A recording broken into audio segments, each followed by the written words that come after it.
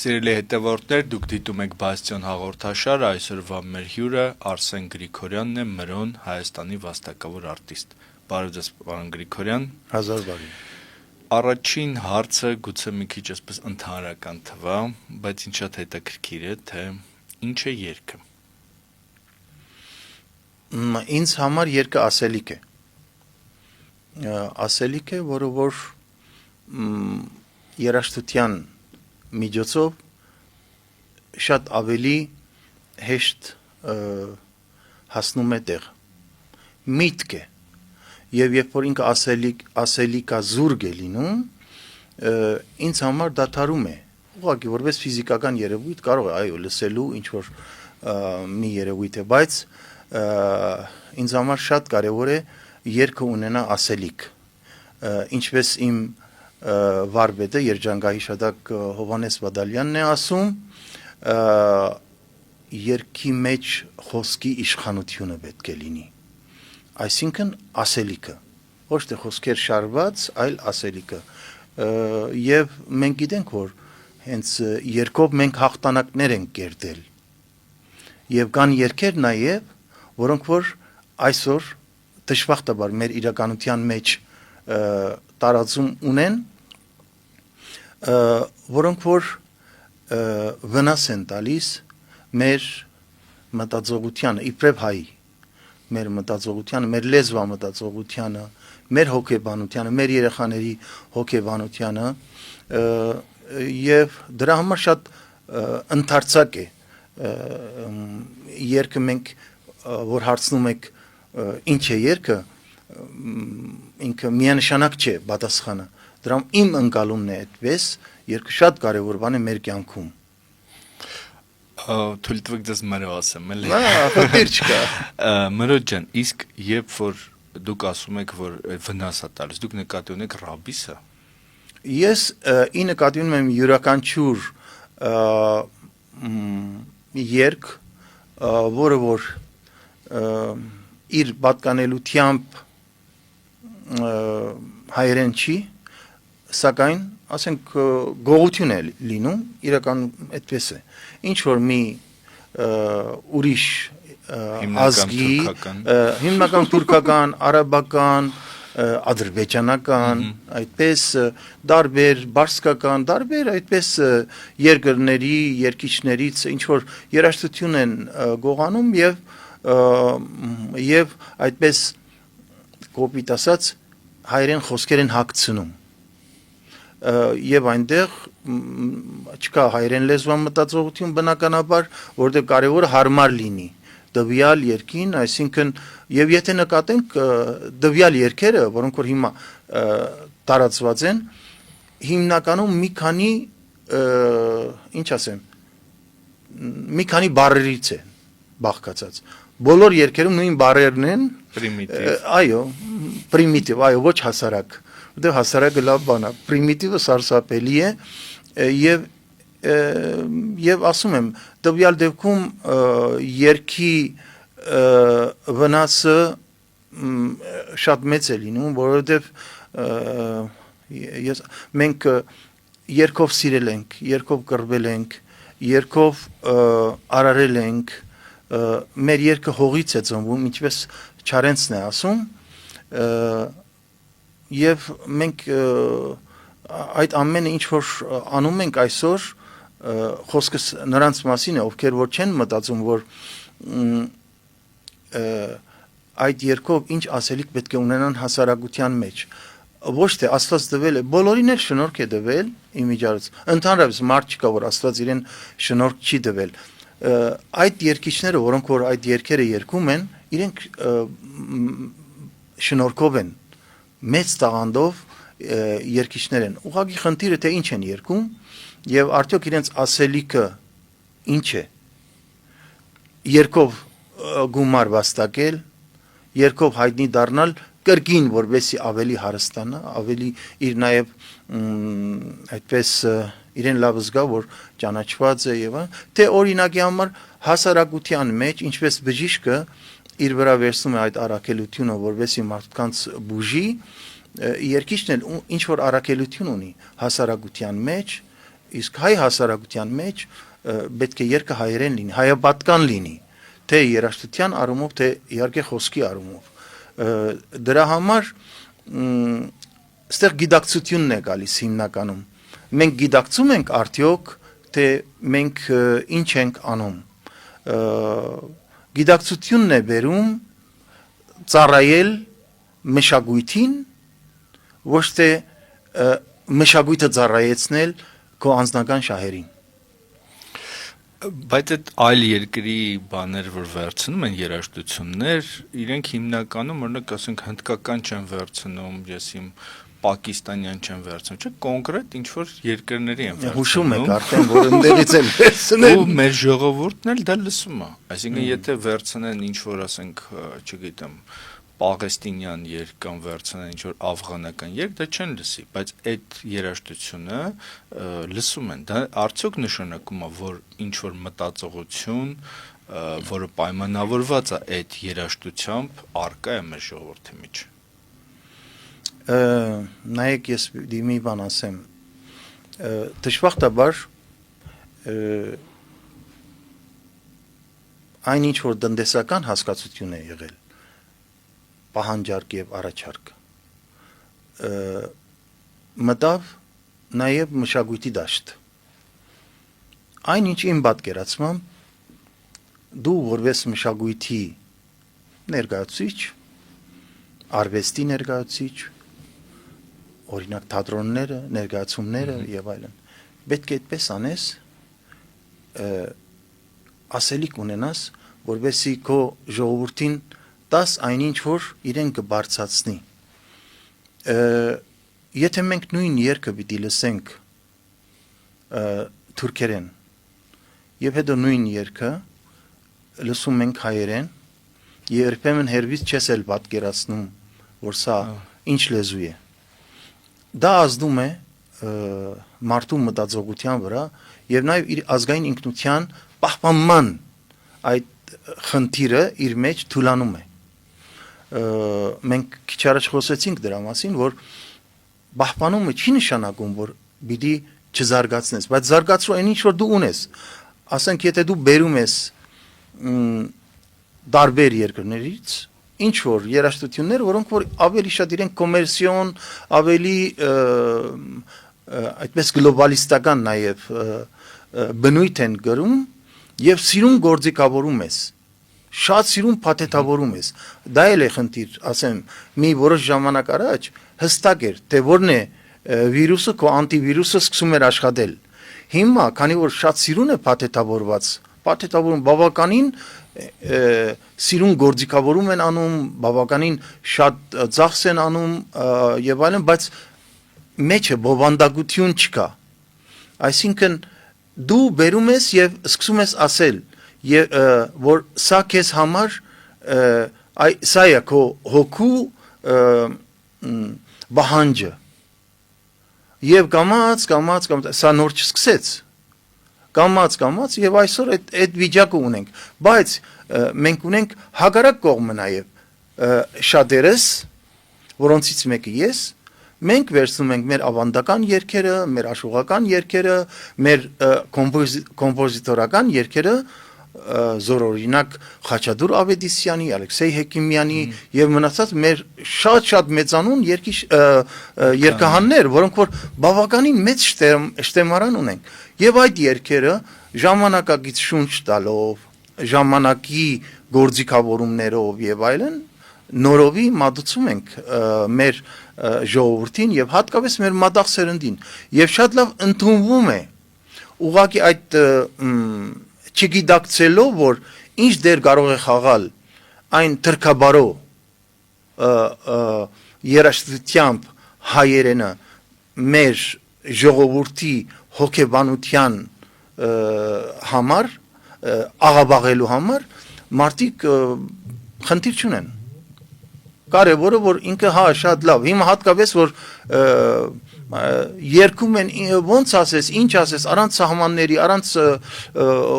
առանց որևէ զգուշավորությամբ։ Դրա համար ես համաձայն չեմ մեղադրել մեր ժողովրդին կամ ոչ թե մեղադրել, ուղղակի ասել, որ մեր ժողովուրդը դրա պահանջը ունի։ Մեր ժողովուրդը մաքուրի պահանջը ունի։ Մեր ժողովուրդը հայապատկան մշակույթի պահանջ ունի։ Ուղղակի մենք պետք է տանք այդ ամենը։ Մենք պետք է այդ դերը ստանձնենք եւ տանք մեր ժողովրդին։ Ես մի այս թեմային էլի եմ ուզում անդրադառնամ Մրոջան, ինչպես է լինում, որ այս պարադոքսն է, ինձ շատ հետաքրքիր, ինչպես է լինում, որ մենք թուրքերից վերցնում ենք ամենացածր մշակույթը, որտեվ իրենք էլ մեզնից են ինչ-որ երգեր վերցնում, պնդում են, որ դրանք թուրքական երգեր են, հետո ինչ-որ հարցազրույցներում ընդունում են, որ դա այնուամենայնիվ հայկական երգեր են եւ այլն, բայց իրենք վերցնում են ամենալավը, մեր ամենամաքուր, չգիտեմ, այսպես ասենք զուլալ ժողովրդական երգերը, իրենք թրքացնում են, թուրքերն են երգում, համարում են դա իրենց է, իսկ մենք վերցնում ենք իրենց աղբը։ Ոնց է այդ պարադոքսը տեղի ունենում։ Սա իրականություն է, ասենք եւ ցավալի իրականություն է, իրենք կարող են ամեն ինչ գողանալ, քանի որ իրականում Թուրքիա պետություն չի եղել, գողության, զավթելու շնորհիվ է, այն ինչ որ իրենք ունեն, իսկ գողանում է ով որ չունի, հիմնական թեզը, կամ էլ հիվանդ է այդ գողության առումով, Ես համաձայն չեմ, որովհետև իրենք կայսերական մշակույթ են, դա իրենք համարում են, որ իրենց ժողովուրդներից մեկի Չէ, ես ասեմ գամ հասնեմ բան, կարող եք համաձայն չլինել, բայց ես ասում եմ իմ տեսակետը։ Մենք այսօր, ես կոնկրետ քիչ առաջվա ասածս, որ պետք չէ ժողովրդին մեղադրել, ապա ես մեղադրում եմ այն մարդկանց, ովքեր որ գողանում են այն աղբը տարբեր ազգերից։ Այսինքն ստեղծողներն են մեղավորը։ Բա բնականաբար։ Այսինքն դու կարող ես լուսավորել քո ժողովրդի միտքը եւ հոգին։ Դու բերում ես մտնում է այդ ամեն ինչը։ Այսինքն դու քեզ համար կարևոր չի եւ վերցնում ես այն ամենա ձեր ասած պրիմիտիվ 2-3 տողանի շատ ավելի ասեմ երջանկահիշատակ Թաթուլ Ալթունյանը ասում է մեր երգը բջնանքների ավելորդ կարիք չունի եւ ինքը չունի իր մեջ այդ բջնանքները այն մելիզմները ավելորդ եւ այլն դա մեզ բնորոշ չի դա բնորոշ է ավելի շատ թուրքերին, ադրբեջանցիներին, արաբական մշակույթին է բնորոշ, իմիջիալուց ընդեղ էլ մեծ տարբերություն կա, բարսկական մշակույթին, ամենայն հարգանքով, թե բարսկականին, թե արաբականի, այստեղ խնդիրը անհատների մեջ է, դու պիտի աշխատես, որ կարողանաս վեր հանես այն ամեն ինչ, այո նորն էլ ստեղծի, ունենք այսօր նոր երիտասարդ երգահաններ, այո, որոնք որ նոր երգեր են ստեղծում, հայերեն մտածողությամբ, վերցնում են օրինակի համար Տերյանի, վերցնում են տարբեր մեր մեծանուն բանաստեղծների խոսքերը, բանաստեղծությունները եւ այդ ամեն ինչը զգուշորեն օրինակ ասեմ, քանի որ ես ինքս էլ եմ երգում, Նրանը Հովանես Թումանյանի խոսքերն են եւ Դավիթ Ամալյանի երաժշտություն Դավիթը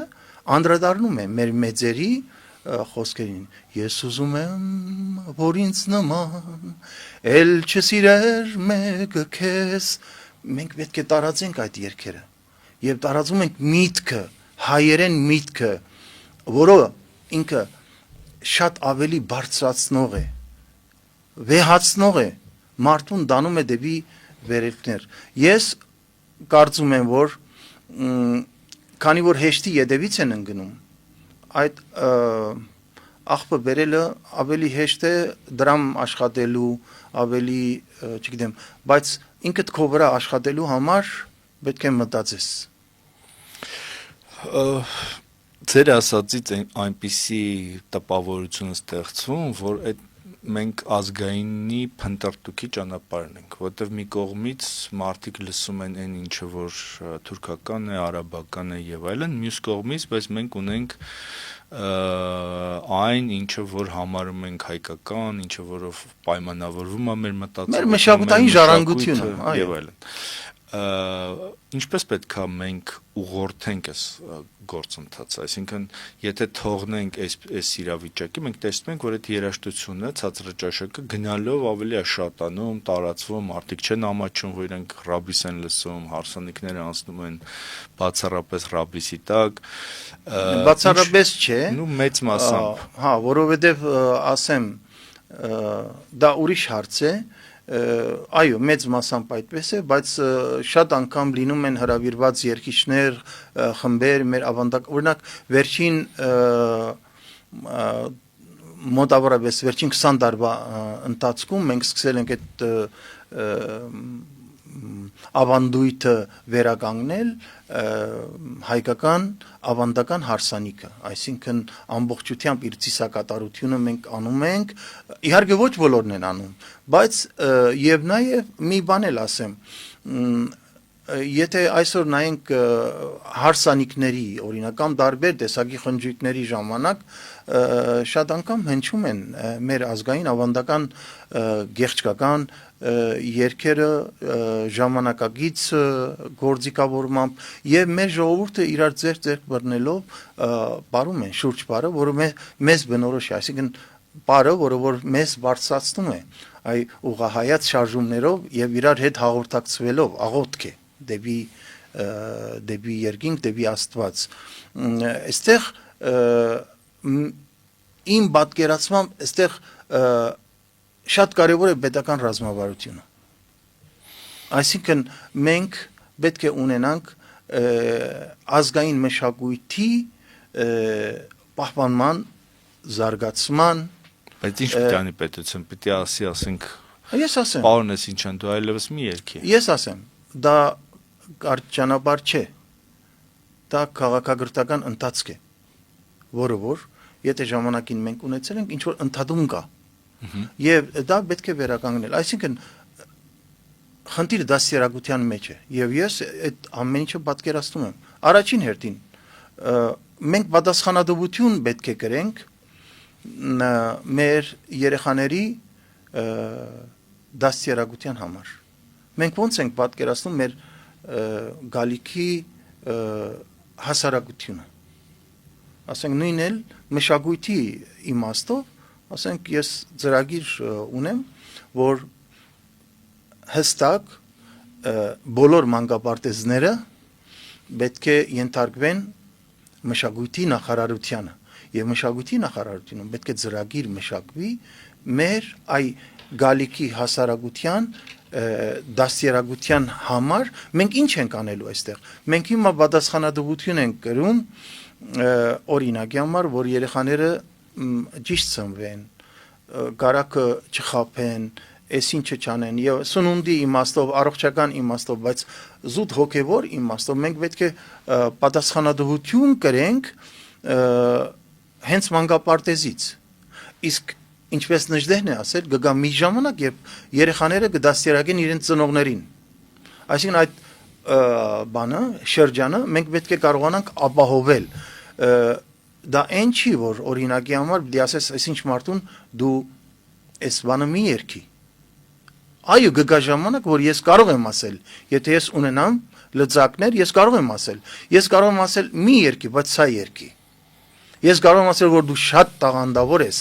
բայց սա լավ բան չի իմ զինվորը որ սահմանն է պահում մեր ֆիզիկական անվտանգությունն է ապահովում ինքը այստեղ կանգնած սահմանից այս կողմ լսում է նույն երաժշտությունը սահմանից այն կողմ լսում է նույն երաժշտությունը լավ բան չի ինքը նաև ոչ միայն մեր ֆիզիկական այլ նաև մեր բարոյական պաշտպանն է մեր բարոյական եւ մշակութային անվտանգության պաշտպանն է դրա համար մենք մշակութային խրամատը մենք պետք է մտածենք քանի որ Աստված տվել է այդ շնորհքը ոչ թե զենք վերցնենք հստակ կոնկրետ զենք այլ հենց մշակութային խրամատը բահելու եւ դրա մեջ է օրինակ ես իմ դերակատարումը դրա մեջ է որ ես Աստված ինձ տվել է այս շնորհքը որ ծառայեցնեմ իմ ժողովրդին ծառայեցնեմ իմ մշակույթի պահպանմանը հանրահրճակմանը տարածմանը եւ դրա մեջ ես կամ իբրև փոխանցողի բայց կարող եմ սիրուն փոխանցեմ, կարող եմ վատ փոխանցեմ, այնտեղ լինում է գիտակցությունը, գալիս է գիտակցությունը, որ դու շատ պետք է ճիշտ հասկանաս ինչ է նշանակում հայկական հնչերանք, ինտոնացիան, կամ ձայներանգը, թեմբրը, եւ շատ հարցեր, որոնք որ մասնագիտական են, բայց մեր երկը գույն ունի, մեր երկը բույր ունի, եւ դա ձիրանի բույրն է, եւ ձիրանագույնն է, եթե նայենք այդ երկերին մնացած, որոնք որ գողացվել են դարբեր աղբանոցներից կամ իրենց համար աղբ չի, դա իրենց բնորոշ է դարբեր ազգերի, մենք կտեսնենք այնտեղ ոչ մի ծիրանի հոտ ու բույր չկա, ոչ մի եկեղեցու պատկեր չկա, երբ որ դու լսում ես այդ երգը, եկեղեցու ընդհանուր քո պատկանելության հետ կապված որևէ բան չկա։ Ուղղակի ասենք թե շիրայոտ կարող այս վիճակները, ասենք բարձր տոն, ցածր տոն, չգիտեմ, այն որ բնորոշ չի, մեզ բնորոշ չի, մեր մտածողության։ Դրա համար ասում եմ, այո, մենք կարող ենք հստակ ռազմավարություն ունենալ, պետական, եւ մենք կարողանանք հասնել այն ամեն ինչին, ինչ որ մենք պատկերացնում ենք, ինչ որ մենք օրինակավոր գրել ենք մեր ուսերին, որ պետք է փոխանցենք, չփոխանցելը հանցագործություն է։ Ես ընդհանուր առմամբ ձեզ հետ համաձայն եմ, Մրոյ ջան, բայց դուք ինչ եղա որ հավասար, բայց դուք լավատես եք, որտեղ դուք ասում եք մանկապարտեզները պետք է ենթարկվի մշակույթի նախարարությանը, ոնց որ ապրիորի ենթադրում եք, որ այդ մշակույթի նախարարությունը մի հատ բարձրարժեք կառույց է, բայց մշակույթի հիմիկվա նախարարը Ժաննա Անդրեսյանն է, դրանց առաջ եղել է Արմեն Ամիրյանը, դրանց առաջ եղել է Հասմիկ Պողոսյանը, օրինակ ում կվստահեիք մանկապարտեզներին։ Կամ կա եղել է նախարար, որին կվստահեիք, եթե Պերճ Զեյթունցյանին չհաշվենք։ Ես պատիվ ունեմ ասելու, որ ես Արմեն Ամիրյանի նախարար եղած ժամանակ, մշակույթի նախարար, եղել եմ խորհրդականը եւ մենք իրականում գնում ենք այդ ուղղությամբ եւ դա կլիներ նաեւ օրենսդրական նախաձեռնություն եւ այլն, որ կարողանանք այդ ծրագիրը իրականացնել։ Այդ ծրագիրը ես եմ մտածել, բայց Արմեն Ամիրյան նույն մտածողությունը ունի, սակայն ընդհատվեց այդ ամեն ինչը, բայց ես վստահ եմ, որ նույնիսկ միացումը, կրթության, գիտության, մշակույթի, սպորտի նախարարությունների միացումը ես դեմ էի դրան, որովհետև դրանով հենց կարգավիճակն ես իջեցնում։ Իսկ մենք այնքան մեծ հարստություն ունենք մշակութային, թե նյութական, թե ոչ նյութական։ Մենք իրավունք չունեինք չունենալ առանձին մշակույթի նախարարություն եւ մենք ունենանք, այո, լավատես եմ եւ ես ունեմ հիմքեր լավատես լինելու, բոլոր տեսակի դժվարություններ, ինչպես Ջիվանին է ասում, ձախորդ օրերը ձմռան նման գուկան ու կերթան, եւ մենք կունենանք այն ժամանակը եւ մշակույթի նախարարությունը առանձին կլինի եւ միգուցե այս ծրագիրը կարողանանք իրականացնել, մեր խնդիրը պատասխանատվություն կրելն է։ Մենք պատասխանատվություն այսօր չենք ուզում կրել։ Դրա համար այս նույն երկարվեստում այս վիճակը կա։ Նույն օրինակի համար հանրային հեռուստատեսությամբ ամեն ինչ չէ որ պետք է հնչի։ Մնացած լիքը տարբեր տեսակի մեդիաներ կան։ Իհարկե մնացածն էլ են պատասխանատու մեր ազգային ինքնության պահպանության գործում, բայց հիմնականում, ասենք թե մեր հանրային հեռուստաընկերություն, հանրային ռադիոն եւ այլն, պետք է այնտեղ ասենք մենք հստակ պետական ռազմավարության համապատասխան պետք է գործենք։ Իսկ ազգային մշակույթի պահպանումն է հիմնական խնդիրը, որը որ դրված է մեր պետական այդ մշակութային գերադեսչությունների վրա։ Այսինքն միջոցառումներ կազմակերպել, չգիտեմ, այս համերգը կազմակերպել, իմ պատկերացմամբ դրանք ցանկացած ընկերություն կարող է անել, բայց նախարարությունը ինքը շատ ավելի գլոբալ խնդիրներ պետք է լուծի, որը ես մատնանշում եմ։ Ես հստակ ասում եմ, ես ոչ նացիստ եմ, ոչ ռասիստ եմ, ոչ չգիտեմ ինչ եմ։ Ես սիրում եմ իմ ինքնությունը, ես սիրում եմ իմ հայի տեսակը եւ հայի տեսակի պահպանության կարևոր գործը կատակ չեմ անի այդ ուղուց։ Կարևոր գործը դա մշակույթի պահպանումն է։ Այսինքն ազգային մշակույթի պահպանումն է, որը դուք գիտեք, որ ես չեմ խոսում ուղակի խոսելու համար, այլ նաև իրականացնում եմ, այն ինչ որ ես կարողանում եմ։ Այսօր Արար հայ ազգային արվեստի պահպանման կենտրոնները, որոնք տարածված են 9 մարզում, Հայաստանի 23 կենտրոն, որոնք սպասարկում են 47 բնակավայր, գյուղ, քաղաք եւ այլն, մենք երեխաներին տալիս ենք այն ինչ որ կապված է իրենց մշակութային ժառանգության հետ։ Այսինքն երեխային ասում ենք՝ մի հեռացիր քո ինքնությունից։ Միտեղ սովորում են գորգարվետ գործել, միտեղ խաչքարագործություն, միտեղ ասեղնագործություն, միտեղ ազգային երգ, ավանդական երգ, ազգային եւ ավանդական պար, թաղիքագործություն եւ այլն։ Ոնց որտեղ ինչ սովորեն, ըստ իրենց պահանջմունքների հետաքրքրասության, թե ըստ մասնագետների։ Եվ գնում ենք, մենք այդպես դիդանցում ենք անում տարբեր բնակավայրերում եւ տեսնում ենք, թե երեխաները օրինակի համար ինչ են ուզում սովորել, շփվում ենք երեխաների հետ եւ նույն ժամանակ նայում ենք, թե ինչ մասնագետ ունենք, որը ոչ նյութական մշակութային ժառանգության որևէ ոլորտի հետ կապ ունի։ Եթե չկա դվյալ գյուղում, ասենք, իմիջիայլոց գյուղ եմ սիրում ասել, բնակավայրը նենց մի տեսակ խորտ է, բայց գյուղը շատ լավ բան է, էլի։ Գյուղացին այնքան սիրում եմ, գյուղացի գյուղ բան կամ գեղչկական երգ, այդ ամենա բանն է։ Խոշորացված համայնք։ Ասենք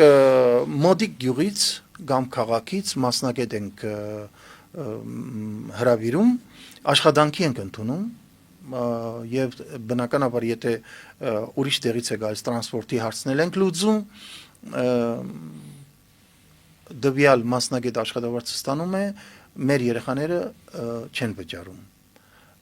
Ինչու չեն վճարում։ Նույնիսկ նյութաձախսերը մենք ենք հոգում։ Որովհետև ես հավատում եմ, մեր խոսակցության սկզբից մինչև հիմա կարծում եմ մի թել է գնում, ես հավատում եմ, որ մեզ պետք են ազգային մշակույթի պահպանման զինվորներ, խրամատ պահողներ, իսկ զինվորից գումար վերցնելը դա մեղք է։ Բայց կա ծրագիր, թե ամեն մասնագետ ինքն է որոշում ինչ սովորեցնի։ Չէ, կա ծրագիր, նաև այո, մենք էսքիզներ ենք տալիս օրինակ նույն գորգագործության, կարպետագործության, խաչքարագործության, մենք այդ ամեն ինչը հետևում ենք, բնականաբար ունենք մասնագետներ, որոնք որ նաև խորհրդադուներ են, մեր մասնագետները պիտի ասեն, որ լավագույն մասնագետներն են, որոնք նվիրված են աշխատում, ոչ թե գալիս են աշխատանքի գնում են, այլ նվիրված են աշխատում, որովհետև նվիրված են այս ընդհանուր գաղափարախոսությանը եւ գիտական առումով մենք ահագին բաներ ունենք, շտեմարաններ ունենք, որոնց անդրադառնում ենք եւ փորձում ենք փոխանցել մեր երեխաներին այն ինչ որ ասենք օրինակ այդպեսի գարկախոս ունենք, որ ես գործում եմ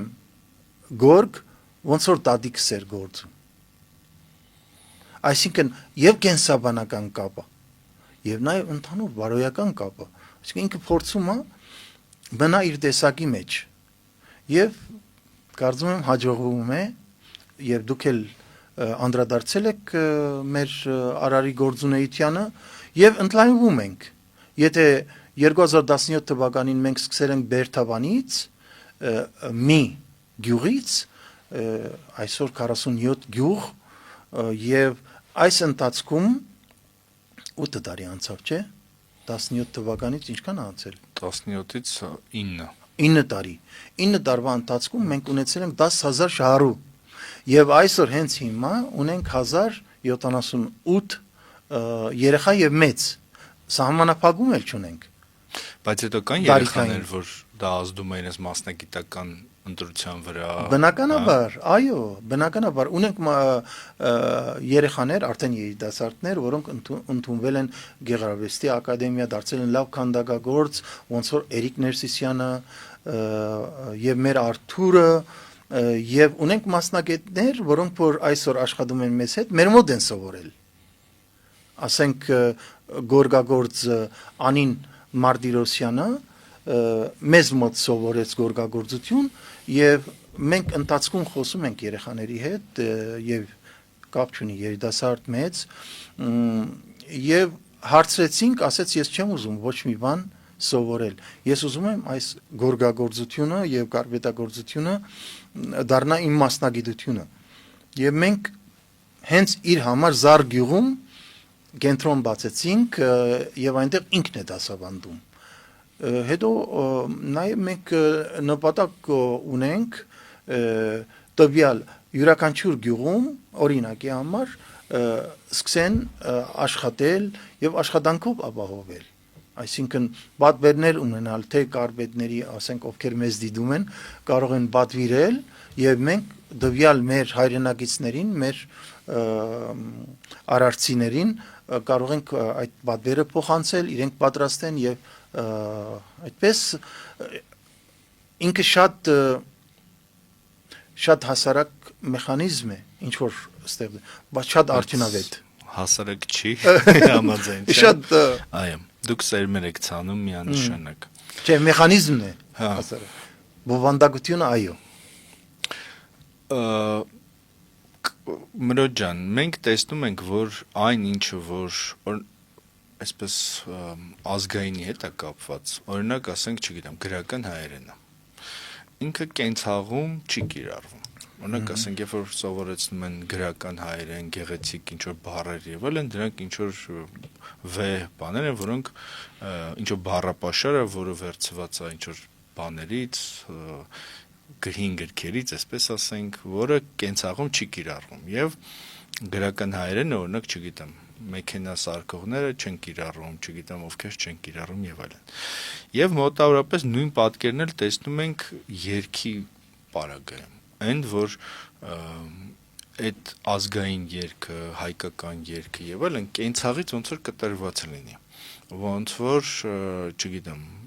մարդը, որ ասենք մենք գիտենք, չէ՞ որ կան հող մշակելու երգեր, չգիտեմ, գութաներքեր կան, բաներ կան, աշխատանքի երգեր են, պատերազմի երգեր են, ինչեր են եւ այլն։ Հիմա ոնց որ այդ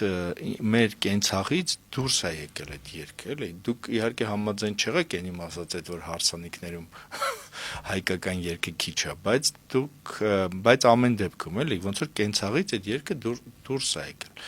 Ինչա պետք անել, որ այդ երգը վերադառնա կենցաղ։ Ուրեմն գրական խոսելու խնդիրը չէ։ Գրական մտածելու խնդիրն է։ Այսինքն դու կարող ես օրինակի համար փողոցային, օրինակ, ասեմ, լեզվով խոսել։ Բայց կարող ես այերով խոսել, չէ՞։ Բայց քո մտածողությունը պետք է հայերեն լինի։ Այ մեր խնդիրը մեկը մյուսի հետ է կապված։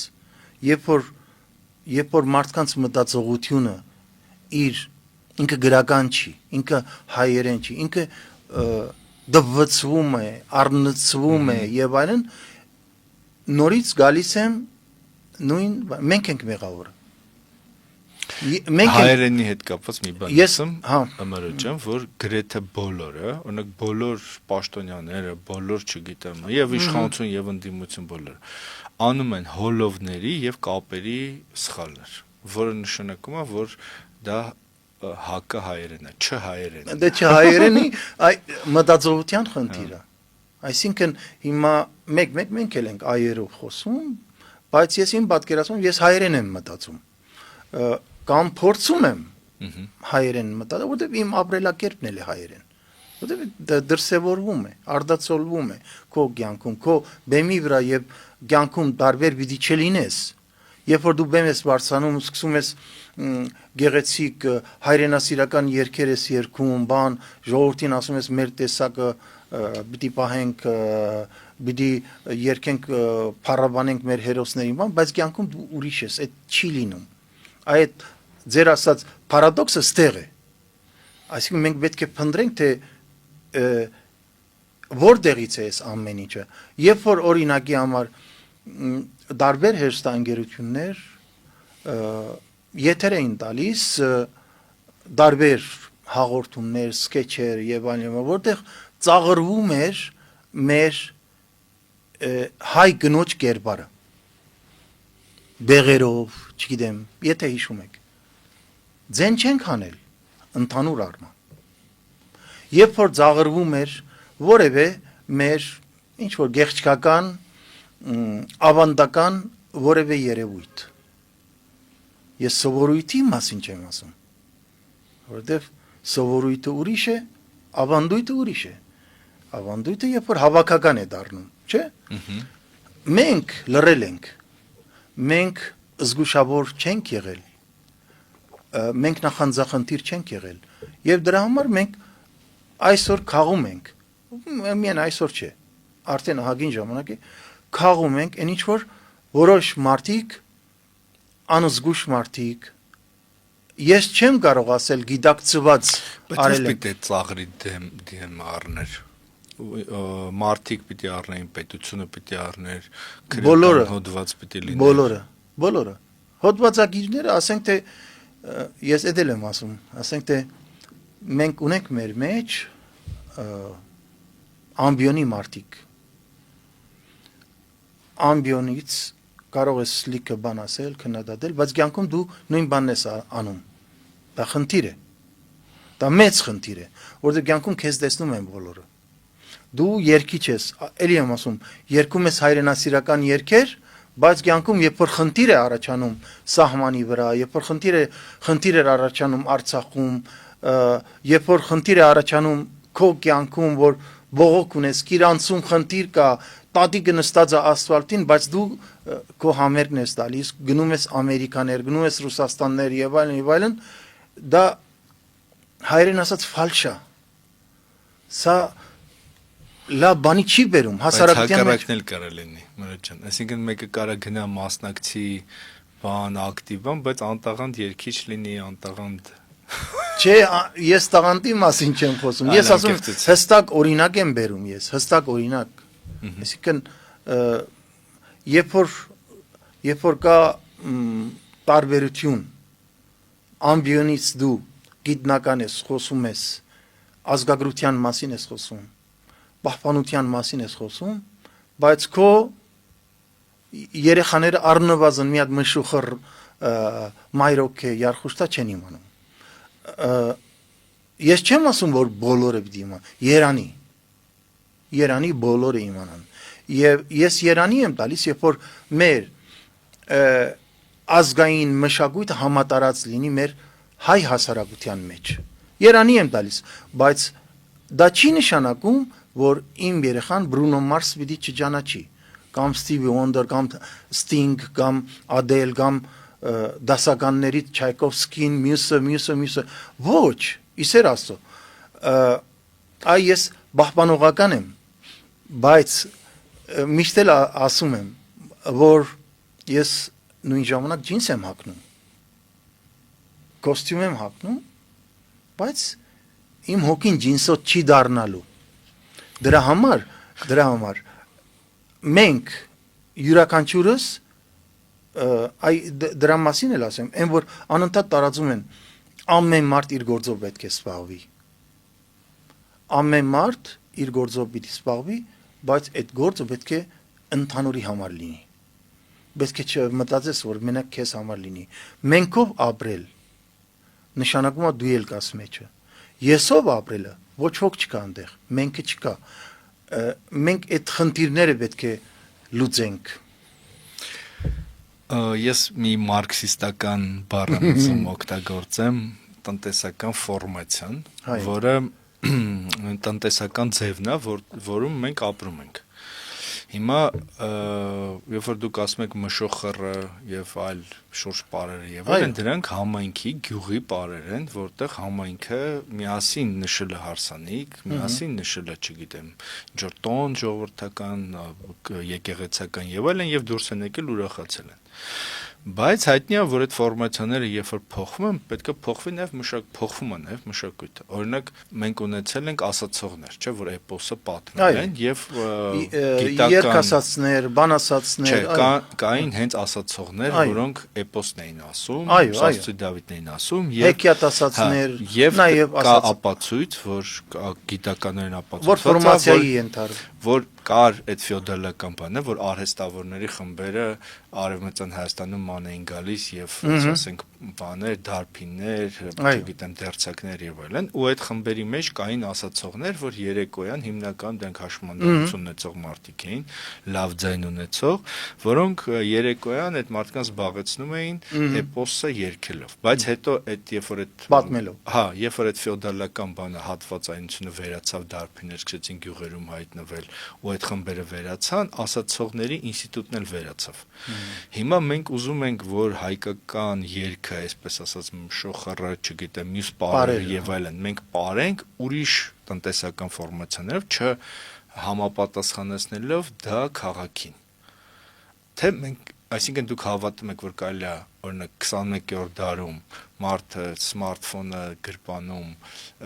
բանը այս TikTok-ը հետևելով եւ այլն բան ու գնա ասենք ժամը քայնսի ինչ որտեղ մշոխր բարի, թե ուղակի դա այդպես մեխանիկորեն լինի, թե այնուամենայնիվ մենք պետքա այդ պարը, երգը եւ այլն համապատասխանեցնենք այս նոր մարդուն։ Եթե համապատասխանեցնելը ես հասկանամ ինչ է, եթե ժամանակի շունչ ենք տալիս, օրինակի համար ես այո, ասում եմ այո, եւ ես այն ինչ որ ասում եմ դա միայն դեսական չի, միայն այն չի որ ես պատկերացնում եմ, ես գիտեմ որ ծանոթներ ունեմ, ընկերներ ունեմ, որ ասենք թե այդպես ֆանտոմից իջնում են, Rolls Royce իջնում են, գնում են Երխուշտայ են բարում։ Ես ունեմ ծանոթներ լիքը տարբեր տեղերում, որոնք որ գնում են եւ հայկական շուրջ բարեր են սովորում եւ երգեր, եւ հայկական երգեր, ասենք Շադախի շրջանի երգեր, Վանի շրջանի երգեր, Բիթլիսի, Կիլիսի, Ուրֆայի, Սասնո երգեր, Տարոն աշխարհի մենք պետք է պատկերացնենք, որ այս ամեն ինչը հնարավոր է անել, որովհետև միայն այդ ձև մենք կարող ենք, էլի եմ ասում, եթե մենք խնդիրը դնում ենք, քիչ առաջ որ խոսում ենք, չէ, սիրո մեջ, մենք սիրում ենք մեր տեսակը, թե չենք սիրում, եթե չես սիրում, ինչ ուզում ես արա, չի լինի, ես սիրում եմ իմ տեսակը, և ես պայքարում եմ իմ տեսակի հարատևման համար, և դրա մեջ է գաղափարախոսությունը, այսինքն իմ տեսակի, հայի տեսակի հարատևումը կախված է ինձնից եւ քեզնից եւ մյուսից ամեն մեկը պետք է մտածի եթե սիրում է իր տեսակը որ տեսակի հարատևումը կախված է իրենից եւ իրական է այդ ամեն ինչը որ մենք այսօր տեսնում ենք էլի եմ ասում կարող է դուք չեք տեսնում բայց ես տեսնում եմ եւ մասնագից եմ այդ ամեն ինչի միայն գյուղական միջավայրում չի հենց ազգային մշակույթն է որ ինքը եւ հենց մշակույթի եւ ազգի այն փոխհարաբերությունը միջավայր է ստեղծում որովհետեւ անհատը կարողանա իրեն այնտեղ դրսևորի եւ նաեւ նորովի ինչ որ հաղորդափոխման ճանապարհ ինքը կարողանա ստեղծի որովհետեւ փոխանցի հիմա մենք ասում ենք չկա այդպեսի բան եկեք նայենք Գութան փառատոնը Հայաստանի ազգային ավանդական երկի բարի փառատոնը անհրաժեշտությունից ելնելով ստեղծվեց։ Իմիջիալից ինչ անում եմ ես դնում եմ անունը, որ անհրաժեշտություն, սա ծրագիր չէ, որ մտածել եմ ինչ անեմ, ոչ, անհրաժեշտություն է։ Գութան փառատոնը, ազգային ավանդական երկի բարի փառատոնը, ինքը այսօր մեծ նշանակություն ունեցավ մեր բոլոր թե անհատ, թե խմբերի, որոնք որ իրենց կյանքը նվիրաբերել են ազգային ավանդական երկու բարի պահպանմանը, միացնել իրար։ Եվ այսօր կարող եմ ասել հբարդությամբ, որ ամենամեծ, ամենամարդաշատ փառատոնն է, որը որ եւ բովանդակությամբ, եւ ձևով ամենասպասվածն է Հայաստանում։ Եվ պիտի տեսնեք, ինչքան մարդ է երգում պարում մեզ հետ, ինչքան մարդ, տարբեր միջոցառումներ, եւ ոչ միայն Երևանում, մենք նաեւ իրականացրել ենք Արցախում,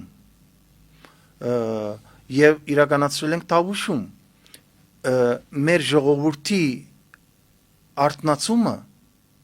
սկսված է, եւ արթնացումը այն չի, որ օրինակի համար քաղաքական թե տնտեսական հողի վրա պիտի լինի։ Մեր ժողովրդի մշակութային եւ նաեւ հոգեվոր արթնացումը սկսված է։ Հավատացեք, ես սա չեմ ասում ուղղակի այդպես, սկսված է եւ գնում է։ Եվ ընտանում է, եւ ոչ ոք չի կարող կասեցնել այդ ընթացքը։ Չի կարող, ոչ ոք։ Ինչ էլ ուզենան անեն։ Այո, հիմա դժվարություններ ունենք, հատկապես արհեստական դժվարություններ, որովհետեւ նման իշխանություն ունենք, որը իրեն համար կարևոր չէ ազգայինը, այլ կարևոր է ուրիշ բան։ Դրա համար այդ դժվարություններն էլ ենք հաղթահարում։ Հաղթահարում ենք ինչպես ձերքի տալով նույն ձևի մտածողություն ունեցող մարդիկ իրար հետ հավաքվում են, որոնք որ նայում են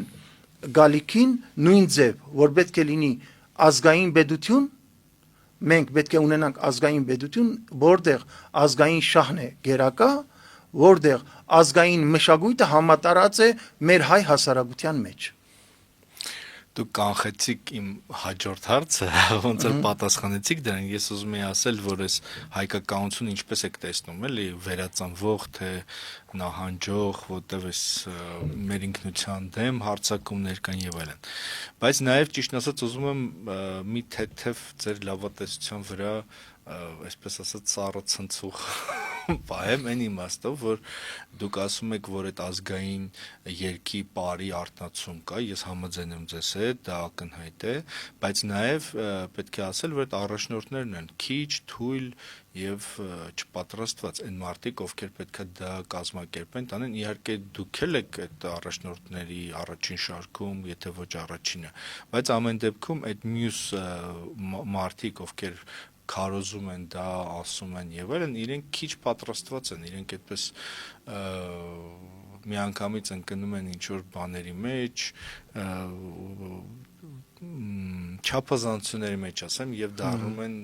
ծիծաղի առարկա, նաեւ որովհետեւ դա ծիծաղը հատուկ է գեներացվում, էլի բնականաբար։ Բայց ձեր կարծիքով ուրեմն այդ հայկականության ընթացքը անկասելի է եւ հնարավոր չի որ բան ունենա, այսինքն օրինակ չգիտեմ ԿԳՄՍ-ն, կառավարությունը եւ այլն, որոնք ակնհայտ հարձակումներ են գործում, էլի մեր ինքնության դեմ, փորձում են փոխել այդ ինքնությունը եւ այլն։ Բայց ինձ մի ուրիշ հարց է հետաքրքիր, երևի թե սրանով եզրափակենք հարգելի մրոտ, թե եթե մենք չենք սահմանում, թե ինչը հայկական է, օրինակ ասենք ինչ է հայկական երգը, զուտ զգալով, զուտ ասենք, չգիտեմ, ես ձեզ վստահելով, դուք ասում եք, որ սա հայկական է, ես ձեզ վստահում եմ եւ հավատում եմ, որ դա հայկական է, բայց առանց սահմանելու հնարավոր է արդյոք այդ ռազմավարությունը գծել, այդ չգիտեմ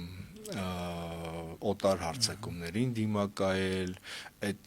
ներքին այդ անճաշակությունը վերացնել, երբ որ այդ արդեն այն աշճանի է հասել, որ արդեն ոնց որ բնիկ թուրքական երգ են ստեղծում Հայաստանում, ինչ որ այդպես կոմպոզիտորների գերդաստաններ կան նույնիսկ։ Հնարավոր է արդյոք առանց սահմանելու դա անել, որտեվ ըստ էության ինձ թվում է մենք չունենք այդ սահմանումը։ Ունենք ուղղակի ինչ-որ մարդ չափանիշներ, ոնց որ դուք, ոնց որ լուսահոգի, ասենք Գագիկ Կինոսյանը, որ իրենք ասում են, որ ասենք դուք ասում եք, որ սա հայկական է եւ մարդիկ հավատում են ձեզ։ Բայց արդյոք դա զուտ այդպես պետք է լինի, թե պետք է նաեւ ինչ որ մշակույթի փիլիսոփայի հայտ գա, որը չի երևում հորիզոնում, որ սահմանի, որ ինչն է հայկականը, ոնց մոտենանք հայկականին։ Նայեք, ես նախ առաջնորդների առումով բնականաբար ես կարող եմ այդպես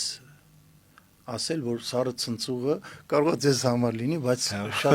շատ են առաջնորդները, որոնք որ գիտակցաբար են գնում այս պայքարի մեջ, գիտակցելով, որ մենք այսօր մեր պատերազմը, մեր դեմ մղված պատերազմը, դա մեր ինքնության դեմ է։ Արդեն անցել է տարածքի սահմանը, ինքնության դեմ է պատերազմը եւ շատ հայորդիներ, ինչպես ասացիք, երջանկահիշատակ մեր Գագիկ Կինոսյանը առաջամարտիկներից եղել է եւ կա այսօր, կա իր ամեն ինչով եւ կան շատերը, որոնք որ ասեմ ձեզ, մենք հազարավոր հայորդիներ ունենք, որոնք որ այսօր խմբեր ունեն։ Եվ ոչ միայն Հայաստանում, խոսքը ազգային ավանդական խմբերի մասին է։ Ոչ միայն Հայաստանում, այլ Հայաստանից դուրս։ Տարբեր երկրներում, որոնք իմիջիալոց արդեն սկսել են մասնակցել Գութանին, գալիս են, այսինքն արտասահմանից եւ մասնակցում են։ Այսօրվա մեր ժողովրդի գիտակցությունը, ինչպես քիչ առաջ ասացի, որ այդ արտնացումը սկսվել է, այո, դժվարություններ կան, բայց գիտակցում կա, որ ինքնության դեմ պատերազմ կա։ Այդ գիտակցումը կարող է բերի հաղթանակի։ Ուրիշ գիտակցում չի կարող բերել։ Եթե դու վտանգը չես զգում, չէ՞, ոնց որ որոշ մարդկանց մոտ մեր հասարակության մեջ իրենք վտանգի մեջ են, բայց կողքից են նայում։ Իրենք չեն զգում, որ վտանգ կա։ Ինչ վերաբերում է Դա մարդուն բնորոշ բան է, մարդուն միշտ թվում է, որ մահը ուրիշների համար է, ինքը չի մեռնելու։ Այդ առումով համաձայն եմ, բայց այսօր ուրիշ բան է, այսինքն ինքը մարդը խնդրի մեջ է, բայց ինքը նայում է կողքից, ասում է, թող ուրիշը լուծի այդ խնդիրը։ Ուրիշը չի կարող քո փոխարեն լուծի։ Ինչպես ասացի, որ մենք մեր ինքնության եւ մեր տեսակի հարաբերման մեջ յուրաքանչյուրս իր դերը ունի։ Եվ պիտի ունենա, չի կարող, այսինքն դա նաեւ բարդք է։ Այսինքն գենետիկայի թանդեպ դու բարդք ունես։ Դու անկապ տեղը չես զբաղեցրել այն տեղը, որ այն մեծ sense բանա, որը գոչվում է հայ։ Այդ տեղը անկապ տեղը չես զբաղեցրել։ Երկի հետ կապված մենք ընթացքում ես ասացի, չէ, եթե մենք ունենք երկու տարբերակ, մենք կարող ենք խոսել օրինակի համար, ինչ է նշանակում հնչերանք, ձայներանգը եւ ընդհանրապես ռիթմիկ պատկերը, ինչքանով է երգը կապված մեր աշխարհագրության հետ, մեր երգը հողից է ծնվել, ինչքանով է բանաստեղծական առումով, խոսքի առումով ինքը հայերեն է, մտածողությունը եւ շատ բան կա, բայց որովհետեւ հասարակ բան լինի, ես քիչ առաջ նորից ասացի, չէ, որ այ հասարակ մարդը, հասարակ ասելով ամենայն հարգանքով, զուտ երաշտական առումով, որովհետեւ բոլորս էլ հասարակ ենք։ Լսողը, որ լսում է, օրինակի համար, ինչ է պատկերացնում։ Ինչ է պատկերացնում։ Եկեք ես ձեզ ընդհատեմ։ Ես ասեմ, էլի, եթե հասարակ, ասենք թե զգացմունք է պատկերացնում։ Զգում է ինչ-որ մի բան, թեկուզ տեքստ է, լսում հասկանում։ Մենք խոսում ենք հայերեն երգի մասին, չէ՞։ Չէ, մենք խոսում ենք որն է, չէ՞։ Ես էլ ասում եմ, եթե ինքը իր բույրը եւ իր գույնը դու պատկերացնում ես, ասենք երկի մեջ դու ո՞նց ես պատկերացնում։ Եթե խոսքը հայերեն երկի մասին է, հայկական պատկանելությամբ երկի մասին է, իսկ մնացածը արդեն գալիս է էլի այդ քաղաքագրթական ընթացքի հետ կապված, այսինքն մենք ո՞նց ենք դաստիարակելու, որովհետեւ մարդիկ չխոսեն դվցվում, առնցվում է, հիմա ասենք դուք խոսում եք մի բանի մասին, Միրոջ ջան, որը արդեն այնքան է զարգացել այդ ռաբիսը, բան, որ արդեն կա ռուսերեն հնչող բլատնոյ ռաբիս, կա չգիտեմ ինչ, այսպես ճյուղավորումներ կան արդեն։ Դե դա էլ է աբացուցում երկի պատկանելությունը։ Հիմա դուք ասում եք, որ կան երաշտագետներ, չէ՞, որ մարդիկ իհարկե երաշտագետներ շատ կան, հասկանում են եւ այլն։ Այո։ Բա ոնց են իրենք թույլ տալի, որ ասենք Արամ Ասատրյանին ասեն գուսանտ, ոնց են թույլ տալիս, որ ասենք, չգիտեմ, Սպիտակցի Հայկոին համարեն երգիչ կամ ոնց են իրենք թույլ, որտեվ կան նաեւ վաստակավորներ, չէ՞, այդ մարդկանց մեջ, ձերպես կամ ինչեր, ոնց են, ոնց բողոքի ալիք չի բարձրանում, ասում, որ ասենք, պարոն նախագահ կամ պարոն վարչապետ, ոնց կարելի է ասած բան անել։ Դա նշանակում է այդ մարդիկ բան են գնում, չէ, կոմպրոմիսի են գնում ինչ-որ բանի դիմաց, որտեվ կարող է իրենց հալածեն, կարող է իրենց դատի տան, կարող է իրենց չգիտեմ ինչ անեն, չէ։ Այսինքն այս հիմիկվա օրինակ, որ մենք բողոքում ենք, որ ինչու մտավորականությունը կամ արվեստագետները կամ բաները չեն ԿԳՄՍ-ի դեմ չեն խոսում կամ այս քաղաքականության դեմ չեն բողոքում, դա նոր չի սկսվել, այդ մարդիկ միշտ է կան։ Այո։ Եվ հետեւաբար այն ձեր առաջին ասածը ճիշտ է, որ նախ մշակողներն են մեղավոր, հետո նոր ժողովուրդը։ Իհարկե։ Չէ, ժողովրդի վրա մեղքը բարթելը դա ամենահեշտն է, այսինքն փախնելը ամենահեշտ երևույթն է, որ չես պայքարում այն խնդիրների եւ այն դժվարությունների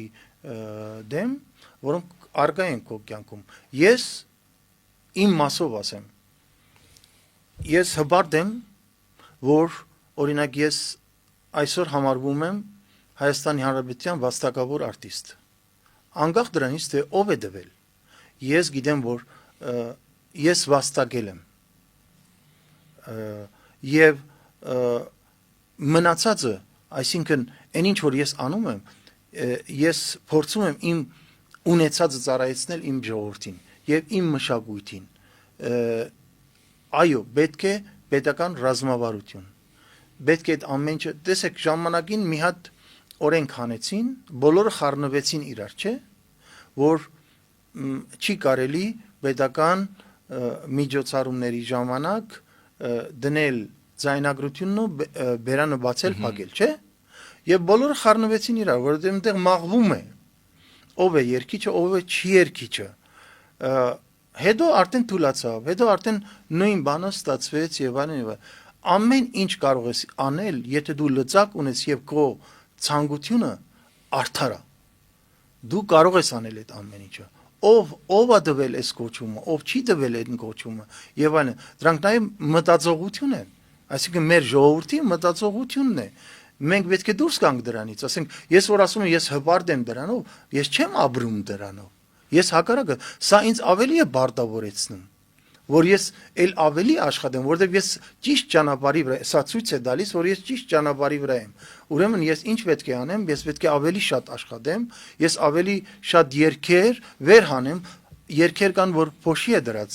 այդ երգերի վրա, մենք վեր հանենք եւ հետ վերադարձնենք մեր ժողովրդին։ Եվ հավատացեք, որ մեր ժողովուրդ, հատկապես այսօրվա երիտասարդ սերունդը ինքը բավականին ծարավ ունի ազգայինին, մնում է ուղղորդել, ճիշտ ուղղորդել, իսկ ուղղորդողները մենք ենք, կամ սխալ ճանապարհ պիտի ցույց տան, կամ ճիշտ ճանապարհ։ Դրա համար ես կոչ եմ անում բոլորին, թող մինչև անձնական շահի մասին մտածելը, թող մտածեն մեր ընդհանրական շահի մասին, մեր ազգային շահի մասին, մեր ազգային եւ պետական իրավունքների մասին, յուրաքանչյուրիս բարդքն է այդ ամեն ինչի մասին մտածել եւ նաեւ պատասխանատվություն վերցնել։ Շնորհակալություն հետաքրքիր հարցազրույցի համար, հարգելի Մրո, ես հույս ունեմ, որ սա մեր վերջին զրույցը չէ, որովհետեւ էլի բազմաթիվ հարցեր կան, որ ես կուզեի ձեզ հետ քննարկել, ուղղակի շատ ժամանակ չարժի մարդկանց